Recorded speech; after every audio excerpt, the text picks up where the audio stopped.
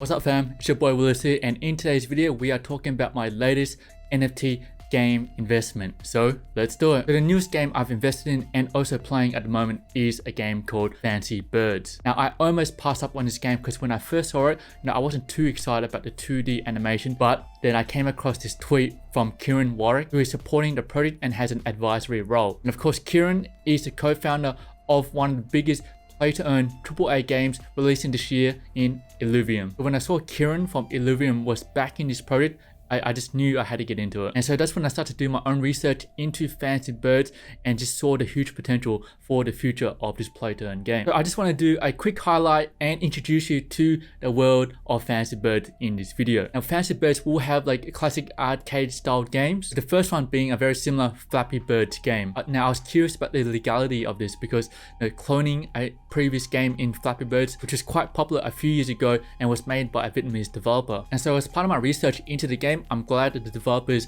were able to address it, which I read out from Discord. We have developed Flappy Birds from the ground up with our code and assets. As mentioned before, there is no copyright on the mechanics of the game loop. There are some blatant ripoffs that are on the internet with minimal interaction from the creator. We created this game with the intention to build out a proven loop with innovation and deeper engagement, not to just aimlessly clone a platformer. We want to create unique experiences that have familiar mechanics. And it's great that the game developers have already responded to questions about the legal issues about cloning Flappy Birds. So that's going to be the first game for Flappy Birds, and obviously from the name, you need one bird to be able to play all these games. So the Flappy Bird is an NFT in itself, and you just need one. Unlike in Axie, you need a team of 3 Axies. In Flappy Bird, you just need the one Flappy Bird to be able to access all these games. Now the Flappy Bird games are designed to be easy enough that anyone can learn how to play, but requires a high level of skill, reflexes, patience, luck, to get up to the top of the leaderboard and earn rewards. So the game just recently launched, and this is what's part of version 1 of Flappy Birds. So you have breeding, you have daily and weekly quests, you have the leaderboard, seasonal, and a tournament. You have a free to play bird, ability to earn, withdraw NFC, and app on Android APK. But there's also the web version of the game you can play as well, but there's no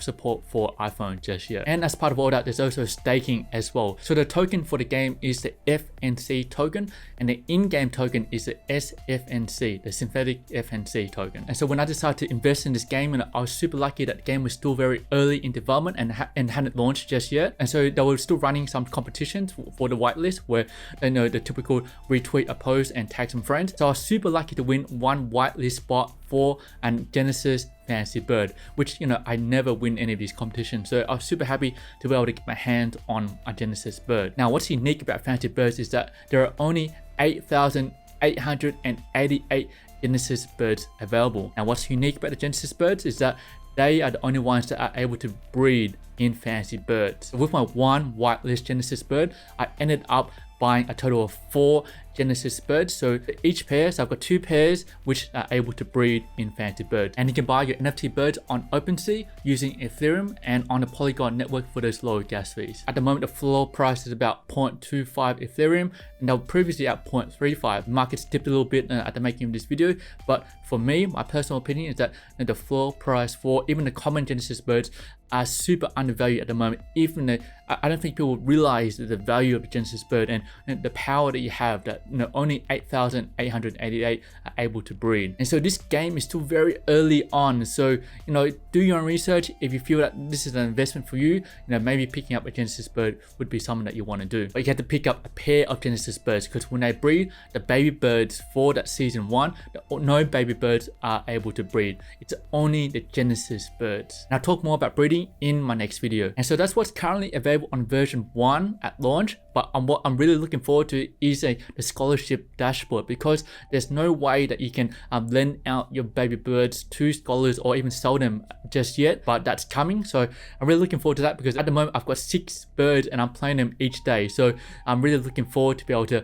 hand those out to my scholars. And next up, there's also got to be a multiplayer mode, a marketplace, and the game 2, which is in development, codename Launchpad. And yeah, that's just a very quick overview of the game so far. I'm super excited about the potential for Flappy Birds. I've invested my own money and I'm playing the game as well. But yeah, I got into actually quite late, but Flappy Birds is super early, so I'm pumped that I was able to get in at the early stages for Flappy Birds, and everything seems really positive so far. But as always, do your own research and see if it's the right investment for yourself. So yeah, leave some comments down below. Is this the first time you're hearing about Flappy Birds, or are you already part of the community? And that's it for this video. Like, I'll be making much more Flappy Birds content on my channel. As always, thank you for watching, and I'll catch you guys in the next one.